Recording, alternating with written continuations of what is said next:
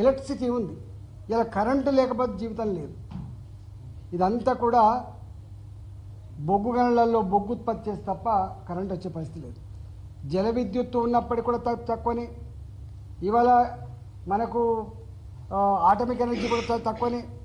మన దగ్గర ప్రపంచవ్యాప్తంగా అనేక దేశాధినేతలు గ్రీన్ ఎనర్జీ గురించి కానీ గ్లోబల్ వార్మింగ్ గురించి కానీ అయితే మాట్లాడుతున్నారో, తీర్మానం చేస్తూ ఉన్నారో, భారతదేశం ఇవాళ తీర్మానాలతో సంబంధం లేకుండా ప్రపంచంలో ఉన్నటువంటి వాళ్ళ కండిషన్స్ కాకుండా ఈ దేశాన్ని గ్రీన్ ఎనర్జీగా తీసుకుపోవడం గొప్ప సంకల్పంలో భాగంగా ఇవాళ విండ్ ఎనర్జీకి కానీ సోలార్ ఎనర్జీ కానీ పెద్ద ఎత్తున ఇవాళ వాళ్ళకి ఇన్సెంటివ్స్ ఇచ్చి దీన్ని అభివృద్ధి చేయాలనేటువంటి గొప్ప నిర్ణయం తీసుకుంది. అంతేకాదు ఇవాళ ఢిల్లీ ఉంది.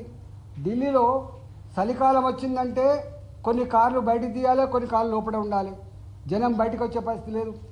ఇంత 4 కోట్ల పైచిలుకున్నటువంటి ఇక్కడ ఢిల్లీ వాసులు ఉక్కిరి బిక్కిరి అవుతూ ఉంటారు పొగతోటి.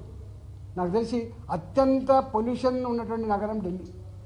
ఇట్లాంటి నగరాల్లో ఇవాళ ఎలక్ట్రికల్ కార్స్, ఎలక్ట్రికల్ బస్సెస్, ఇప్పటికే ఎలక్ట్రికల్ మెట్రో వచ్చింది. దానికోసం ఇలా కొన్ని వేల కోట్ల రూపాయలు ట్యాక్స్ ఎగ్జెంప్షన్ ఇచ్చి ఇవాళ దాన్ని అవాయిడ్ చేసి ప్రజానికానికి మంచి మెరుగైనటువంటి వాతావరణాన్ని ఇచ్చి ఆరోగ్యాన్ని అందించేటువంటి గొప్ప నిర్ణయంలో భాగమే దీనిగా భావిస్తూ ఉన్నాం.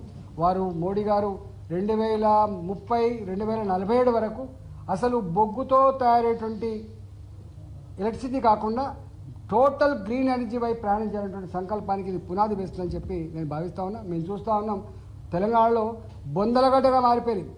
బొగ్గు గనులు ఎక్కడైతే ఉన్నాయో అక్కడ బొగ్గు బొందలగడ్డగా మారిపోయినాయి. కొన్ని వందల కిలోమీటర్లు భూగర్భ జలాలు అడుగంటిపోయినాయి. పొల్యూషన్తో పునారిల్లిపోతూ ఉన్నారు.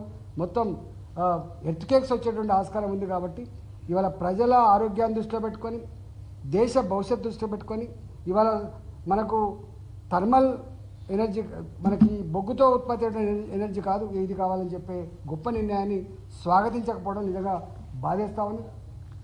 అదేవిధంగా